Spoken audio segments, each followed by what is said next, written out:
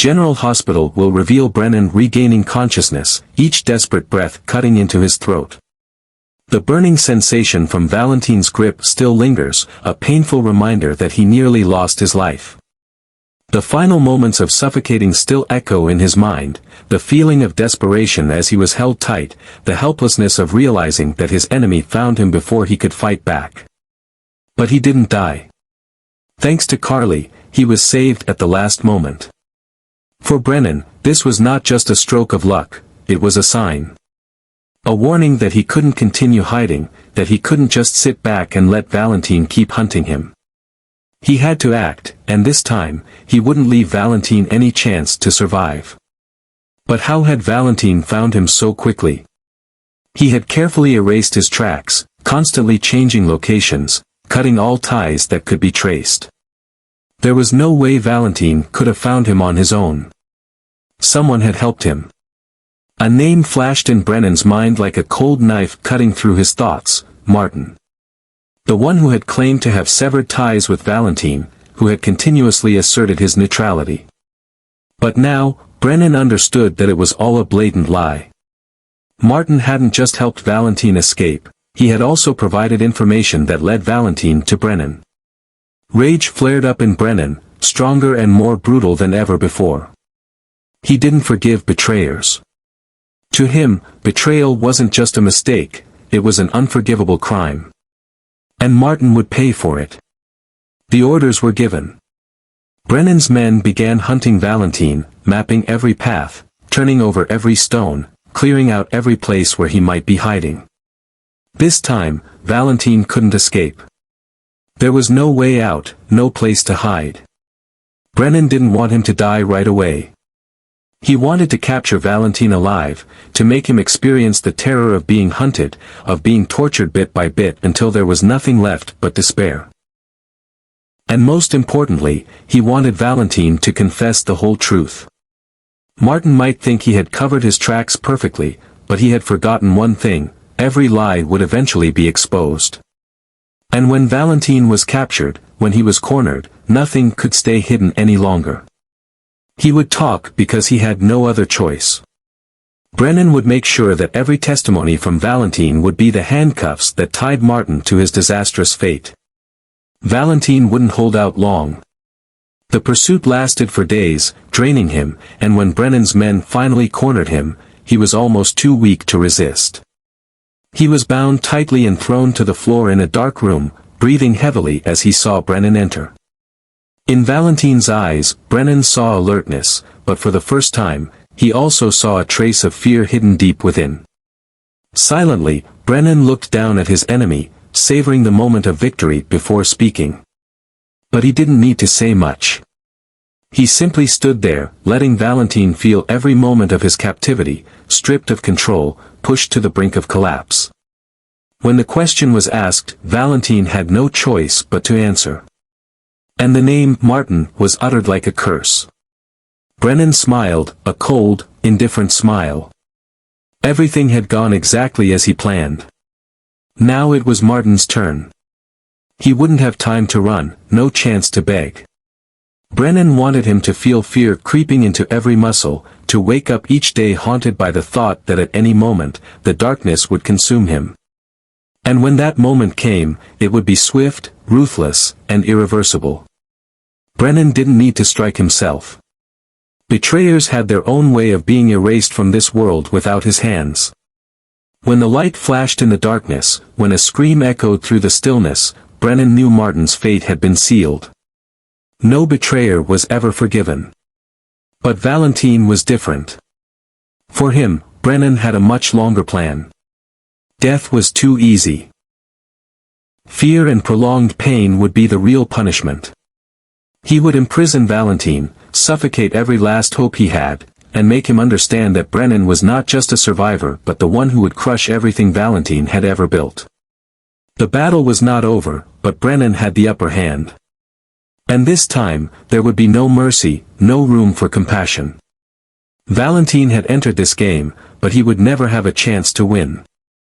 The orders were given. Brennan would tolerate no mistakes, and his men understood that this mission had to be executed with absolute precision. He wanted Valentin captured alive, to feel every moment of fear as he realized there was no way out. Brennan's loyal agents quickly deployed, mapping every possible route Valentin could take, combing through every lead to ensure that this time, he would not escape. The hunters began raiding the secret locations where Valentin might be hiding, turning over every corner, tracking every suspicious call, every transaction to follow his trail. No oversight was left unchecked. Those who tracked him worked in the shadows, using advanced technology, stealing data from reliable sources, and most importantly, keeping a close watch on everyone linked to Valentin. His contacts, from financiers to his loyal henchmen, were all placed under surveillance. A tight circle was closing in, minute by minute, pushing Valentin into a corner with no escape. He might be clever, a survivor of countless dangerous situations, but this time, Brennan would not allow any chance for him to hide. He understood that fear was the most dangerous weapon, and he would use it to break Valentin from the inside. When Valentin was captured, nothing would be off limits.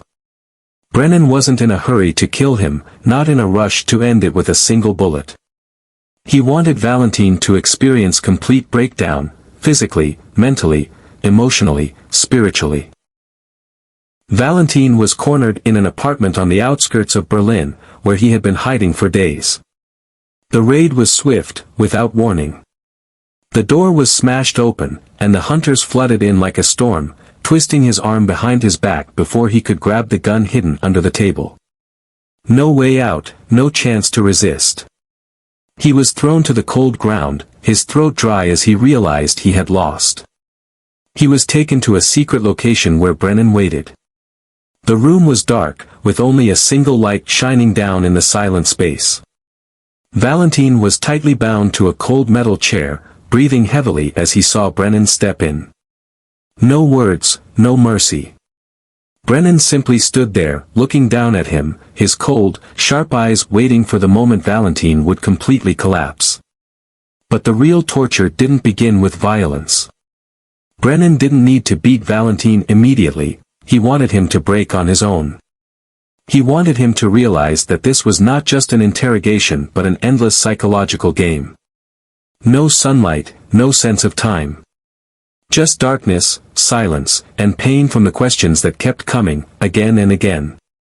When Valentin didn't answer, water was thrown in his face. When he still remained silent, Brennan just laughed, a laugh that made shivers run down your spine. In the days that followed, Valentin started to lose his bearings. Every time he tried to sleep, a sharp sound pierced the quiet, dragging him out of his brief, haunting dreams. He couldn't tell if it was day or night, couldn't perceive how much time had passed. And then, when his resistance began to crumble, when his body was too weak to fight back, he spoke. The name Martin escaped his lips like a final confession. Brennan wasn't surprised. He had known all along. But hearing Valentin confirm it just deepened his smile. Martin had made the biggest mistake of his life. He thought he could hide his betrayal forever, but he was wrong. While Valentin was held captive, Martin remained unaware that the darkness was quietly surrounding him. He went about his routine, believing his lies had convinced everyone around him. He still went to the office, still met with clients, still appeared in crowded streets, unaware that every step he took was being watched. But then, signs started to appear. Strange eyes followed him down the street, unanswered phone calls, an eerie feeling every time he stepped into a dark space. He tried to shake off the unease, tried to convince himself it was all in his head. But one night, when he got into his car, a shadow appeared from the back seat. A low voice whispered in his ear. Martin didn't have time to scream. Everything went black. And when the light finally flickered in the darkness, he knew his mistake had sealed his fate. On a moonless night, Valentin was finally captured. Cornered, beaten, and exhausted from the long chase, he had no choice but to confess the truth. Brennan stood before him, quietly listening to every word of his confession. When the name Martin was uttered, a cold smile appeared on Brennan's lips. Nothing pleased him more than seeing the betrayers drive themselves to their own doom. Within hours, the orders were executed. Martin would no longer be able to run or deny it. Brennan wanted him to feel despair, to understand what it was like to live in fear. When the light flickered in the darkness and a scream echoed in the air, Martin's fate was sealed. There was no place for betrayers in Brennan's world. And for Valentin, he would face a nightmare worse than death, a prolonged torture, an endless punishment. This battle was not over, but Brennan had gained the upper hand. He had lost too much to show mercy to anyone. Now, he not only wanted to destroy Valentin, but also to crush everything this Cassadine had ever built. And this time, no one would come to save him from Brennan's wrath.